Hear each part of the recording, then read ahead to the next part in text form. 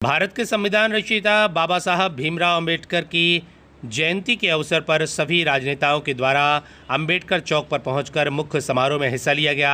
साथ ही बाबा साहब की प्रतिमा पर माल्यार्पण भी किया गया। आम लोगों के साथ सभी खास लोगों ने भी बाबा साहब को माल्यार्पण करके उनके जन्म दिवस के अवसर पर उनको शत शत नमन किया। साथ ही उनके जन्मदिन की खुशियां भी मनाई।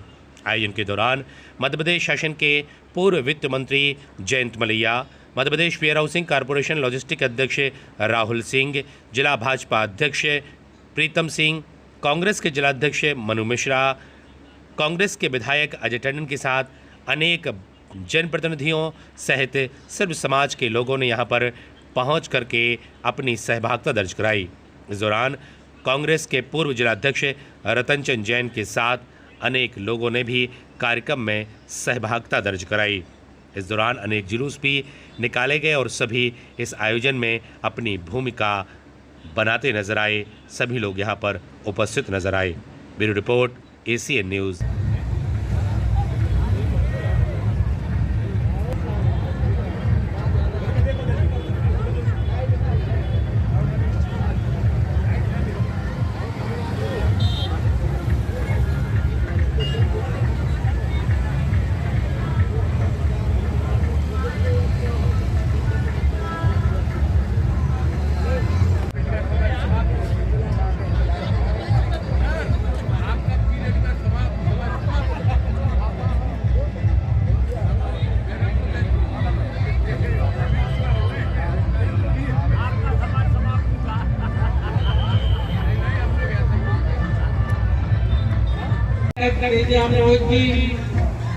माननीय आयोग मेहमान जी, आदरणीय कुलवंत सिंह भारद्वाज जी, श्रीमती रेवा चौधरी PG कॉलेज प्राचार्य, आदरणीय HL अहवाल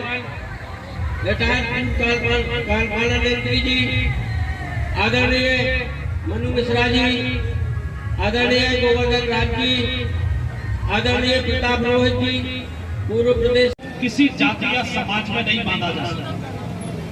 और किसी भी महापुरुष ने जो भी इस देश के लिए काम किया है वो देश के लिए किया है, सभी समाजों के लिए किया है।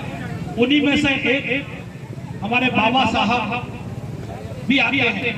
बाबा साहब ने भी कुरीतियों के खिलाफ संघर्ष किया है। कुरीतियों को तोड़कर और कुरीतियों के कारण जो हमारी समाजों में पिछड़ेपन का भाव था, उस पिछड़ेपन को कहीं ना कहीं समाप्त करने का काम आदरणीय बाबा साहब के द्वारा किया गया। और कुरीतियों का संघर्ष करते करते उन्होंने निश्चित ही जो समाजें पिछड़ी थी, जो आर्थिक रूप से पिछड़े हुए लोग थे, उन्हें कहीं ना कहीं संपन्न बनाने के लिए एक शिक्षा का माध्यम उन्होंने बताया।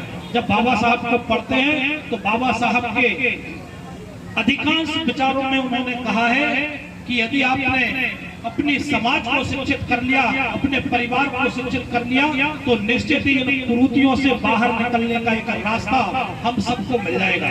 और इन कुरीतियों से जब बाहर निकलते हैं तो निश्चित ही एक बहुत बड़ा मैदान हम सबके बीच में पड़ा हुआ है विकास का।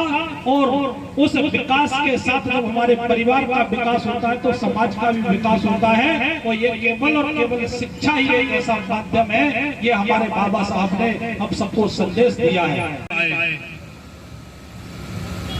और आदरणीय प्रताप चाचा ने बताया कि इस बार हम लोगों ने बहुत ही व्यवस्थित रूप से समाज के जो अलग अलग भाग में तो जुलूस निकालते हैं तो उन सब से बैठकर और बात कर संगठित होकर एक रूप देकर ये कार्यक्रम करने का निर्णय लिया है। तो निश्चित ही जो बात 2 दिन पूर्व आपने हमसे की थी वो आज हमको दिख रही है। और एक रूपता और एक साथ मिलकर ये भव्य जयंती मनाई जा रही है। तो मेरा समाज के सभी लोगों से आग्रह है कि बाबा साहब के जो आदर्श है, बाबा साहब की जो बात है, वो आज दमों में हमें देखने मिल रही है। इसके लिए मैं पूरी समिति और पूरे समाज के लोगों को बधाई और शुभकामनाएं देना चाहता हूं। और साथ ही मैं यह भी आग्रह करता हूं कि जब हम संगठित हों, एकत्रित हों, तो फिर हम ये भी तय करें कि जो जिस क्षेत्र में है उसकी भूमिका भी तय होना चाहिए।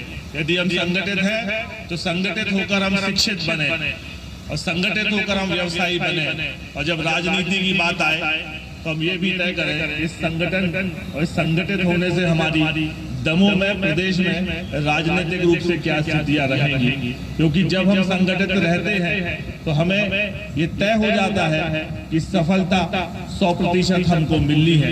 इसलिए बाबा साहब के आदर्शों को आप लोग पूरी तरह से अपने जीवन में प्रभाव में ला रहे हैं। इसी बात की मैं पुनः आप सबको शुभकामनाएं देता हूं।